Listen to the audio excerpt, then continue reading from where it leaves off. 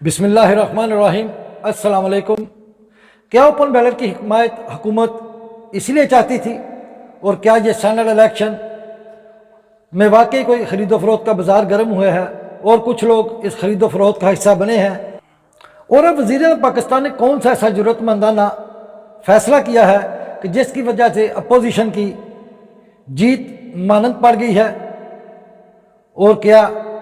Pakistan democratic movement की तमाम सियासी जमातों ने कौन सा ऐसा किरदार अदा किया है जिसकी वजह से अवाम में इनकी साख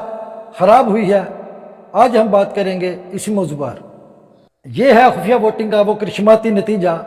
जो आज सेनेट के इलेक्शन में मंजर आम पर आया। जनाब यूसुफ गिलानी साहब इस्लामाबाद से सेनेट की सीट जीत चुके हैं। ये पार्टी बेस्ड इलेक्शन है, तो फिर हफीज शेख साहब कैसे हार गए? क्या गिलानी फैक्टर काम कर गया, या कि गिलानी साहब के बेटे की लोगों को दी गई तालीम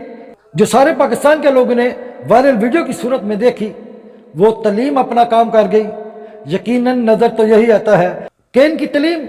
जो वो वीडियोस में MNS को दे रहे थे कि किस तरह आप अपने वोट को ज़ाया कर सकते हैं,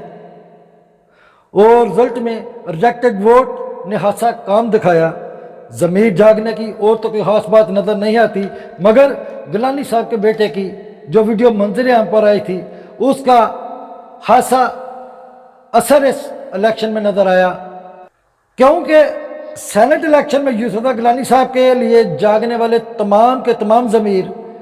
लेडी सेनेटर पर होने वाले इंतहा पर क्यों सो गए? इससे वाज़ेह होता है कि ज़मीर के मुताबिक वोट देने की बारगेनिंग और तालीम जो यूसुफ रज़ा गिलानी साहब के बेटे दे रहे थे वो सिर्फ और सिर्फ यूसुफ रज़ा गिलानी साहब की सीट पर ही थी। बादिए नज़र में इस इलेक्शन में सवालात तो पैदा हुए हैं, मगर पाकिस्तान मुस्लिम नून को भी अब ये बात देखने की ज़रूरत है कि अपने उम्मीदवार को तो उन्होंने जिता लिया, और जितने वोट उनको चाहिए थे उन्होंने वो वोट मतलूबा हासिल कर लिए, मगर पाकिस्तान मुस्लिम लीग नून की तरफ से जो लेडी सेनेटर का इंतखाब किया गया था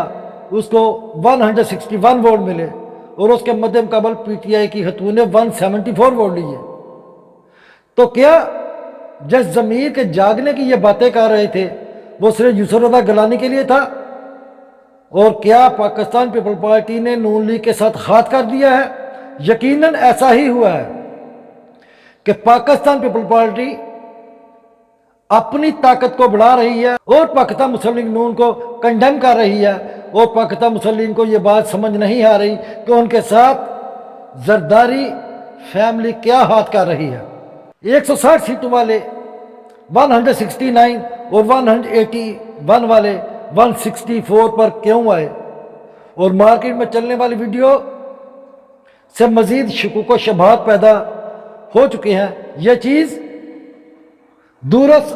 असरात मुरतब करेगी, और वाम जो पहले ही इन सियासतदानों को चोर और लुटेरा समझती है, अब इन सियासतदानों का बकाऊ माल भी समझने लगेगी। और ये कोई मामूली बात नहीं, इन सियासतदानों ने अपनी हरकतों से अवाम को इस कदर मायूस किया है, और अवाम में इनकी साख इस कदर ख़राब हुई है कि जब अवान बाला में लोग देखते हैं कि ये लोग आकर अपने ज़मीरों का सौदा करते हैं, ये अपने ज़मीरों का सौदा करते हैं और अपनी पार्टियों से हट कर वोट देते हैं, तो क्या अवाम इनको फरिश्ता समझेगी? यकीनन नहीं। इसलिए तो पाकिस्तान तहरीक इंसाफ के प्रेसिडेंट इमरान खान साहब खुफिया वोटिंग के खिलाफ थे और वो ओपन बैलेट की तरफ जाना चाहते थे, क्योंकि अब आपने देख लिया कि कहीं ना कहीं गड़बड़ तो है। यही वो गड़बड़ थी जिसको दूर करने के लिए इमरान खान कोशिश कर रहे थे, मगर वो अपनी कोशिश में नाकाम हुए। और ये गड़बड़ घोटाला करने वाले सुरखरू हुए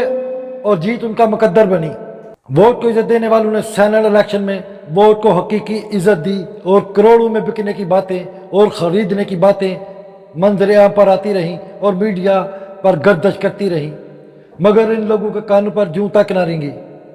यही है वो इज्जत जो ये सब बातें मिलकर इस वोट को देना चाहती हैं, ताकि इसकी बेहतर और अच्छी कीमत लग सके और बेवक्त ज़रूरत इसके बेहतर दाम हासिल किए जा सके।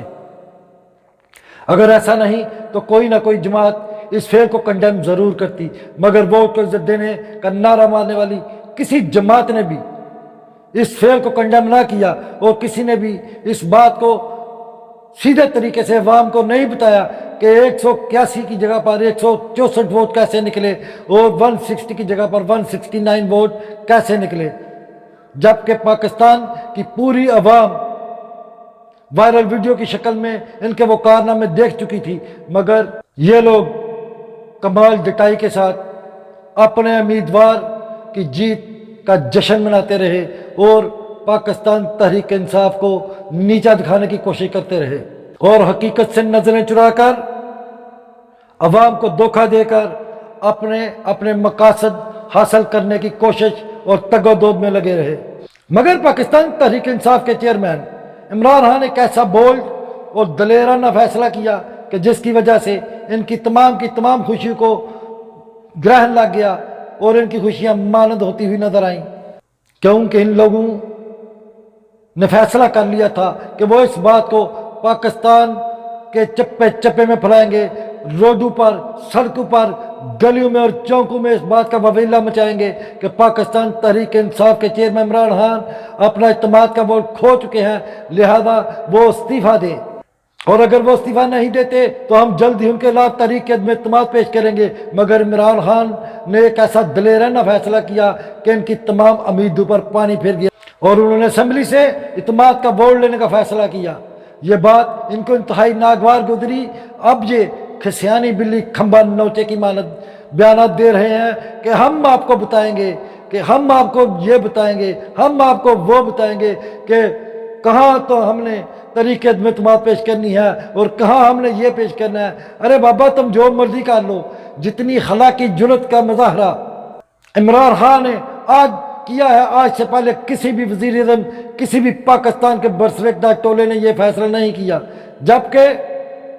ماضی میں ایک دو سیٹوں پر بھی اپنا وقت گزارنے والے لوگوں نے بھی اس جرت مندانہ فیصلے کی طرف قدم نہیں اٹھایا۔ اسی بہادری اور دلیری کی وجہ سے پاکستان کی عوام عمران خان سے محبت کرتی ہیں، اسی وجہ سے عمران خان کو انہوں نے ووٹ دیا، اور یہ وہی شخص جس کو تم سلیکٹڈ اور نالائق کہتے ہو، تم لوگوں کو ایک دن ضرور بتائے گا کہ سلیکٹڈ وہ نہیں، سلیکٹڈ تم ہو۔ اور یہاں بات یہ نہیں ہے کہ عمران خان صاحب اسمبلی سے اعتماد کا ووٹ حاصل کر پائیں گے کہ نہیں، مگر بات اتنی ضرور ہے، اس میں اتنی ہلاکی جرت ضرور ہے کہ جب اس نے دیکھا کہ جس شخص کو اس نے سینٹ کی سیٹ کے لیے اسلام آباد میں جس کا انتخاب کیا، اس کو اسمبلی میں مطلوبہ تعداد سے ووٹ حاصل نہ ہو سکے، تو اس نے پاکستان کی اسمبلی سے اعتماد کا ووٹ لینے کا فیصلہ کیا، اور یہ جرت مندانہ فیصلہ صرف اور صرف عمران خان ہی کر سکتا ہے۔ اللہ پاکستان کا حامی و ناصر ہو،